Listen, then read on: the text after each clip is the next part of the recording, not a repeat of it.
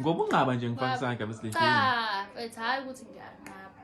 lekhe bese ngivumele ngifaka isandla bese lekhe ngiyacela. No, angalili ukuthi usifake.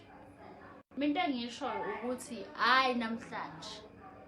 Lekhe ngiyabona ukuthi Hayi kulento le, ungasifaki le. Yebo mhlawumbe ungasifaki ngelinye lekhe alidinga usizo lami, ngiyabona ukuthi uyadinga.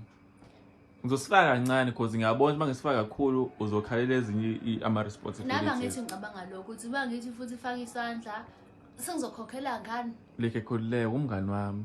Ngivumele ngifake isandla. Okay, sifake kodwa ayikakhulu. Noma ngasifaka kakhulu inkinga ngubani? Hayi, wena ngizokhokhela ngani mina? Awungeke uzongisiza singabangani nje bese siyasizana la. Nami mhla ngidinga usizo uzongisiza. Yabo. Futhi ngifuna ukusifaka ngenkani. No, awufethu mina njengamanje kuyangiphoqa ukuthi kuyangiphoqa mina njengamanje ngisifake isandla la kuwena ngithi.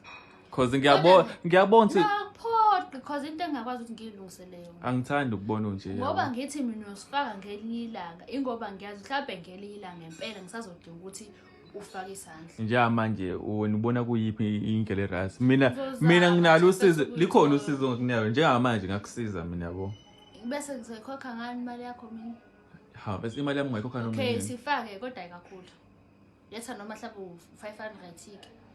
500 khulileka umngani wami wena bese abantu bayasizana. Uyaza yonke. Hawu abantu bayasizana abantu. Ngekanini? Awu kahle lekhe yini ngathi. Angalithi ungisize mina ngiyasho nje ukuthi angalithi ungisize. Ke yakho manje awungizwa. Awungizwa. Isandla ngizosifaka vele. Sifake kodwa ayikakhulu. Okay. Kukimi ukuthi ngisifaka kangakanani?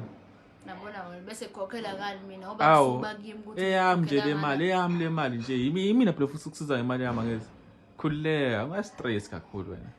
Siyasizana la. Sifake. Alright. Uzongisiza. Alright, khulileka.